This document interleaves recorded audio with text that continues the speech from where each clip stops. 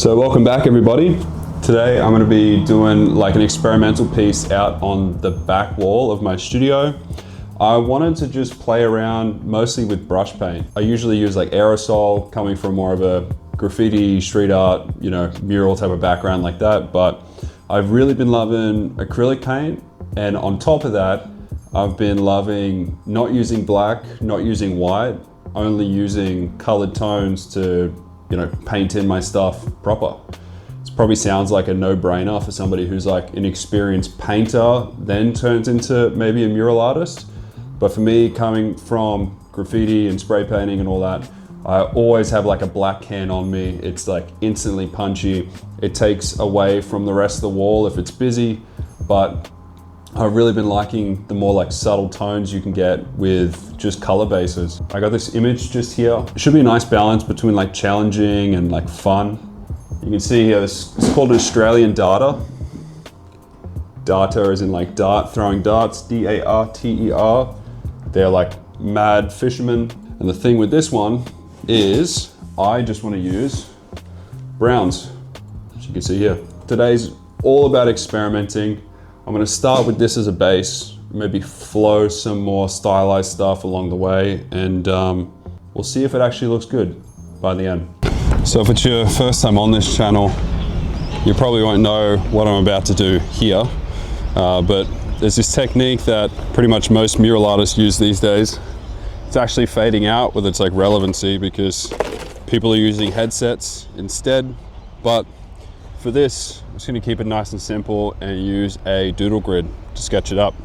Scribble grid, doodle grid, whatever you want to call it. That's what we're going to be doing.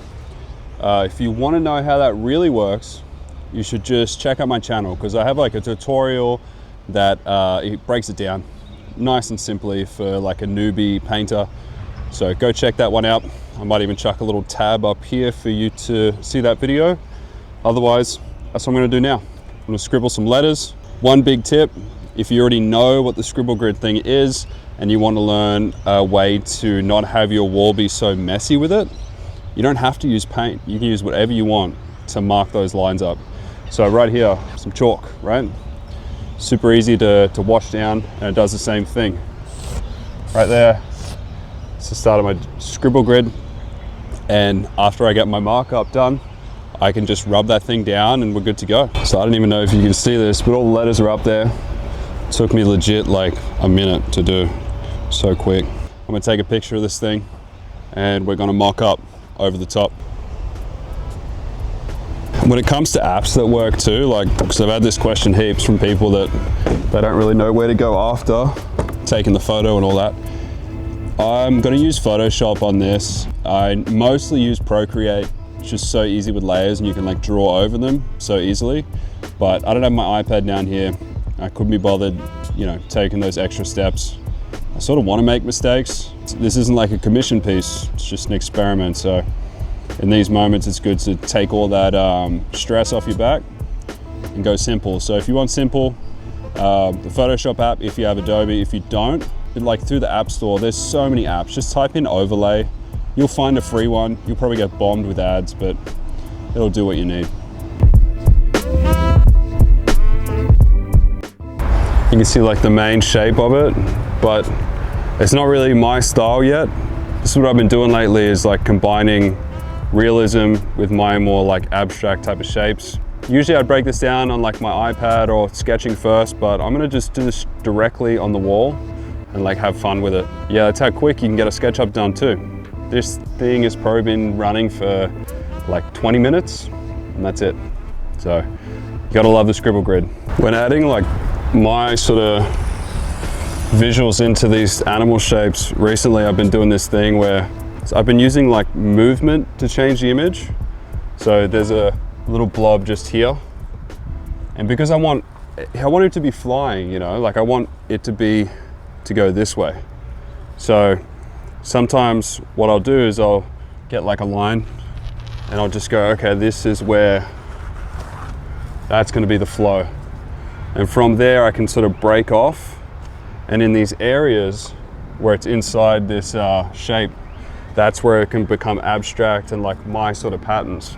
So it combines the two, and I try to mesh the two so it balances between the both realism and then some more like stylized type of visual.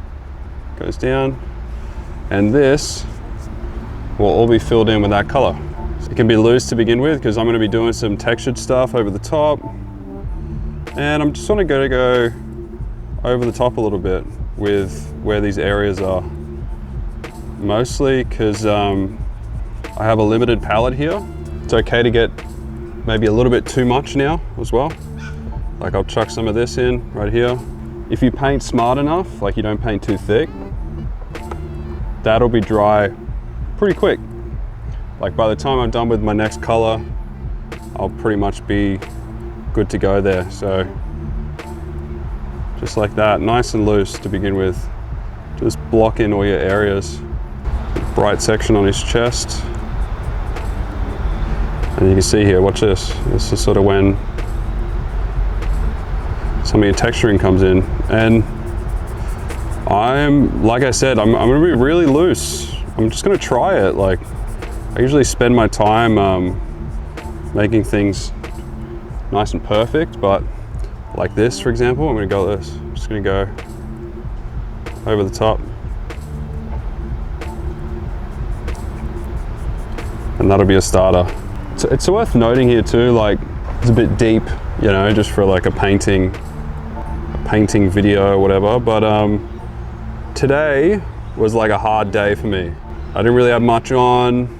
You know, like last week, I was busy as hell. I had all these big projects on. So I think online and everything, people always act like they're doing amazingly, everything's all good and all this stuff. But for me, I don't know, I'm not so into the facade of that, because I remember what it was like when I was a kid and I was like struggling like way more consistently than what I am now. And seeing everybody like killing it and all that, it just sort of makes you, I don't know, feel like shit sometimes. Not that that's the best thing to do. Like there's a quote that a lot of people say, which is comparison is a thief of joy. And there's no truer thing than that. You know, going online can be a pretty brutal thing these days, whether you're looking at artwork or you're looking at maybe the way people look or something.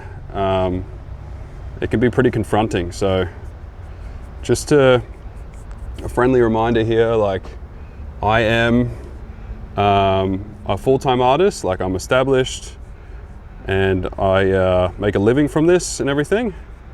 And myself and a lot of people like me that are in this situation have days like this.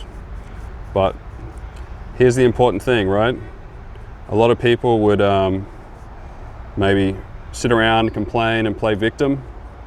But for me, I'm out here, I'm painting. I'd usually have my music on, but I don't feel like getting copyright struck on YouTube. And I'm just experimenting, taking my time, giving myself a little bit of patience. It's really important with art, because like so much of what art is like you just hyper focusing on what you're doing. Rather than boring you with all of my, I don't know, hopefully words of encouragement, I'll chuck you on a time lapse and I'll do a bit of this bird here.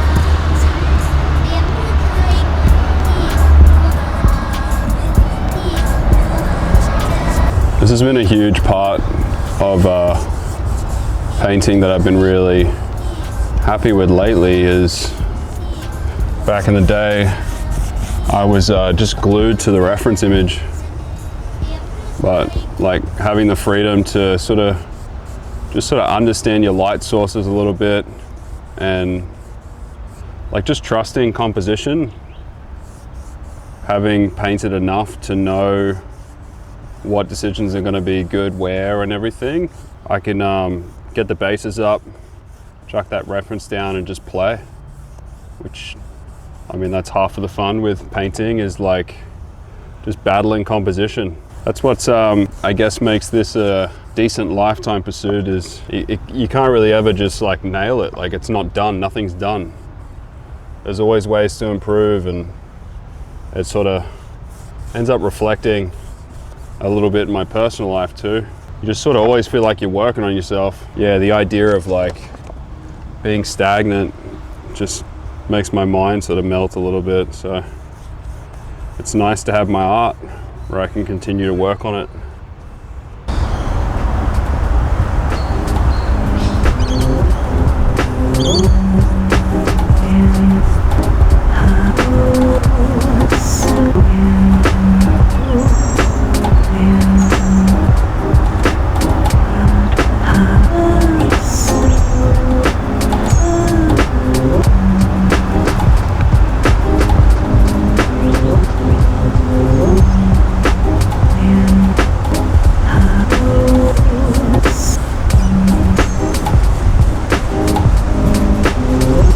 That's pretty much most of my bird done. It's real loose when you get up close to it, but that's the cool thing with murals is it's what it looks like from afar. Even from further than like, you know, where you're seeing it in the camera, somebody's on the other side of the street or whatever, you can really hide the imperfections, which is good because, I don't know, it makes the painting process more fun. This is really where I can start experimenting. You can see like in the tail here, I started sketching out this whole new shape. Same thing in the front, and it follows that flow. So I'm trying to still keep with that complementary look, and it's going to push out of these areas. So to hopefully draw more movement into it. With it being a flying bird, it's going to look sick with things floating out. Maybe this will encourage you to loosen up, because I wish I did years ago. Dry brush blending is something I really enjoy, and something you can see through all here. This is all like dry brush. So, you know, not too much paint on your brush along your edge. And then it's all about just like that back and forth. So you can see here, it's a little bit too little paint. And in these areas where it's gonna blob out, I'm just gonna chuck this gradient, because then it's gonna draw a separation between the subject and the outside areas. And a huge thing with painting, and this sounds like I don't know, something that's like bullshit to be honest, but the amount of confidence you have in yourself as you're doing it, it really translates into the work.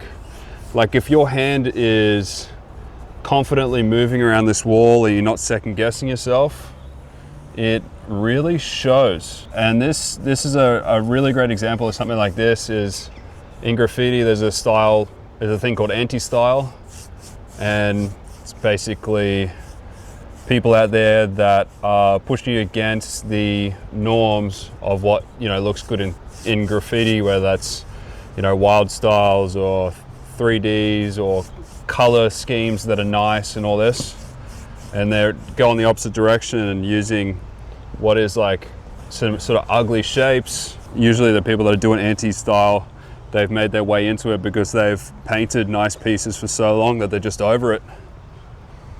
Or at least like the best anti-style writers do that. Some sort of trendy younger kids just do it because they can't paint. But for these guys that have established themselves in the other direction first, it shows exactly what I'm talking about. The whole, like, you can see the confidence in their hands. Even though they're pushing against the grain and they're technically doing something that should be ugly, there's a level of like refinement in it. So be confident in everything you do.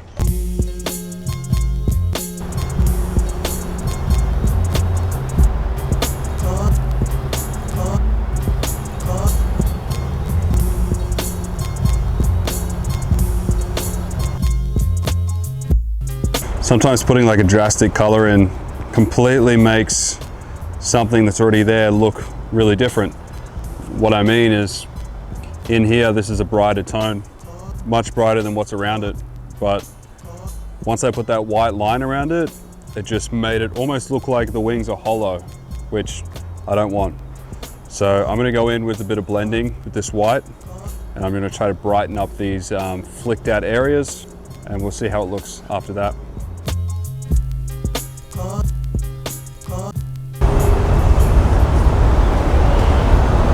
I think that might be it.